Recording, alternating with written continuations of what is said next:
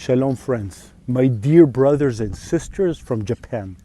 I'm so sorry I cannot be with you in person.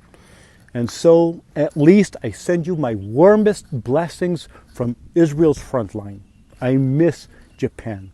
And I miss and love you, my dear brothers and sisters in Messiah. I feel closely connected to you, as I have friends in many churches in Japan. I cannot wait for the time after this war when we can sit together with a cup of coffee or green tea and enjoy fellowship. Thank you. Thank you so much. I want to thank you for your prayers, for your intercession for Israel.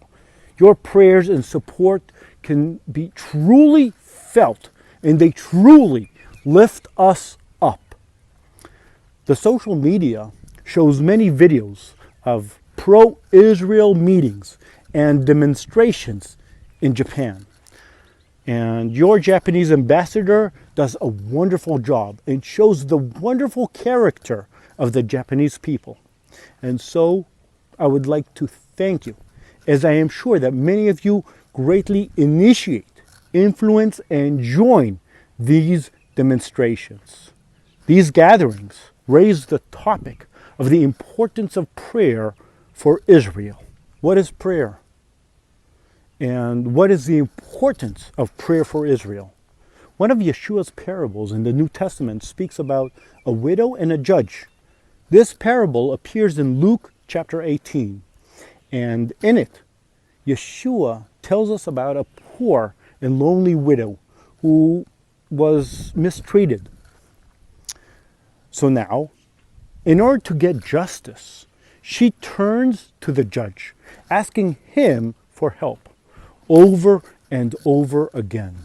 At the beginning, her story did not touch the judge, and he turned her away. But eventually, he took the case and granted justice to the widow. What caused the judge to do so? It was not pity nor mercy. Neither was it the fear of God.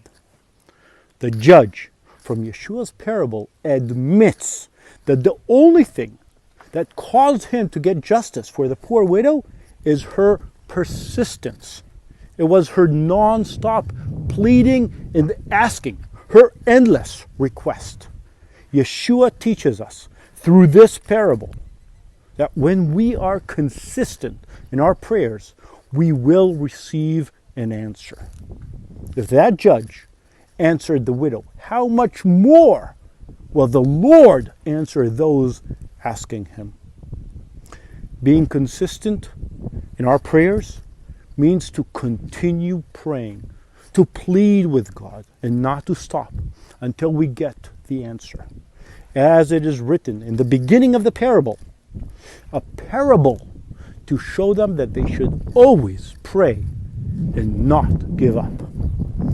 Isaiah chapter 62 says, "For Zion's sake, I will not keep silent. For Jerusalem's sake, I will not remain quiet, till her vindication shines out like the dawn, her salvation like a blazing torch." And it continues, "I have posted watchmen on your walls, Jerusalem. They will never be silent, day or night.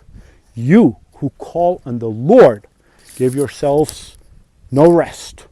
These verses tell us to always pray for Jerusalem, to always speak of Jerusalem until her righteousness and her salvation will be seen by the nations. That is our job as believers.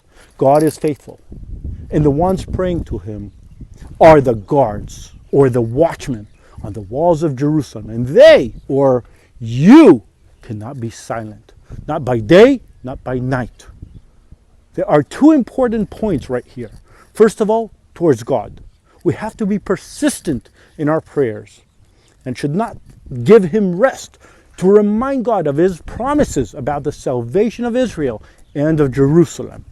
Second of all, it is our obligation to break down the cycle of lies that is spread about Israel.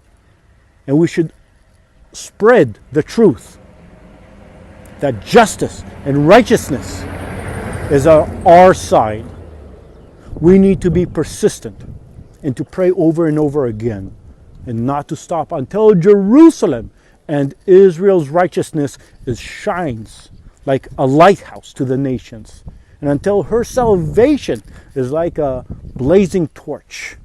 I'm reminding you of Yeshua's parable in Luke chapter 18, a parable to show them that they should always pray and not give up. So again, thank you.